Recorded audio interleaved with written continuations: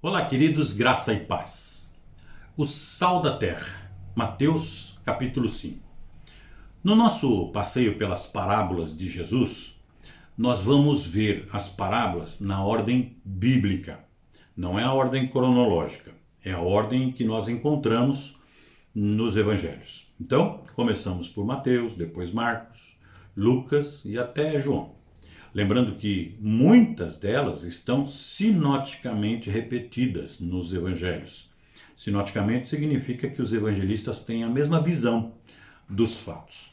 Então, vamos ler Mateus capítulo 5, versículo 13. Vocês são o sal da terra, mas se o sal perder o seu sabor, como restaurá-lo? Não servirá para nada, exceto para ser jogado fora e pisado pelos homens. Esta parábola está registrada em Mateus, Marcos e Lucas. Mateus disse, vocês são o sal da terra. Marcos disse, cada um será salgado como fogo. Marcos e Lucas disseram, o sal é bom. E diante dessas declarações dos evangelistas, aprendemos que Deus tem propósitos para cada crente. Nós temos ministério a cumprir. Aí alguém pode dizer, mas pastor, eu não tenho ministério nenhum, eu sou apenas um crente salvo pela graça de Jesus. Então, eu preciso te dizer, você está enganado. Preste atenção. Cada um de nós que fomos alcançados com salvação, temos o Senhor Jesus como nosso Salvador e Senhor. E se Ele é nosso Senhor, então nós somos os servos do Senhor. E o servo e ministro é praticamente a mesma coisa. Se olharmos para as Escrituras, e veremos que a palavra usada para ministro tem um significado sempre ligado à ideia de serviço. Então nós, servos de Cristo, devemos assumir o nosso ministério. Essa é a vontade de Deus. Agora vamos pensar no sal, a imagem que Jesus usou na parábola. O sal tem algumas características que o povo daqueles dias conhecia muito bem. E foi por isso que Deus usou essa analogia, porque seria fácil de eles compreenderem a mensagem. A característica mais evidente do sal é que ele é, em sua essência, diferente do meio em que é colocado.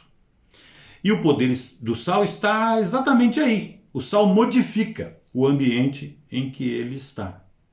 Além disso, outra função primária do sal é preservar, é deter a decomposição, é agir como um antisséptico, ou seja, ele neutraliza as impurezas dos alimentos. Queridos irmãos, os crentes são chamados a ser como o sal.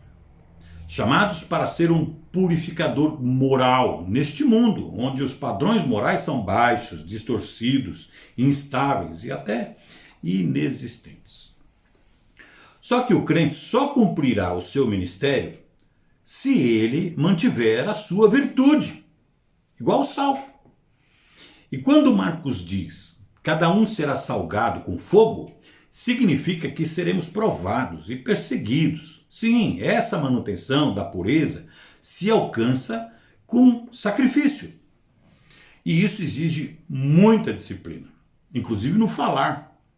Como disse Paulo, o seu falar seja sempre agradável e temperado com sal, para que saibam como responder a cada um. Isso está em Colossenses, capítulo 4, versículo 6. É isso que o Senhor espera de nós. Ele ama a justiça e odeia o mal. E a justiça só vai prevalecer por meio da igreja. Nós precisamos fazer a diferença neste mundo, como sal, para dar sabor, para conservar. Dar sabor modificando o meio em que está. E conservar, eliminando as impurezas deste mundo mal em que vivemos. Pense nisso, irmãos. Crente de verdade faz diferença no mundo. É só com a influência da igreja que o mundo poderia ser conservado sem impurezas. Por isso, seja sal na terra. Isso agradará a Deus. Amém. Fiquem com Deus. Fiquem na paz do Senhor Jesus.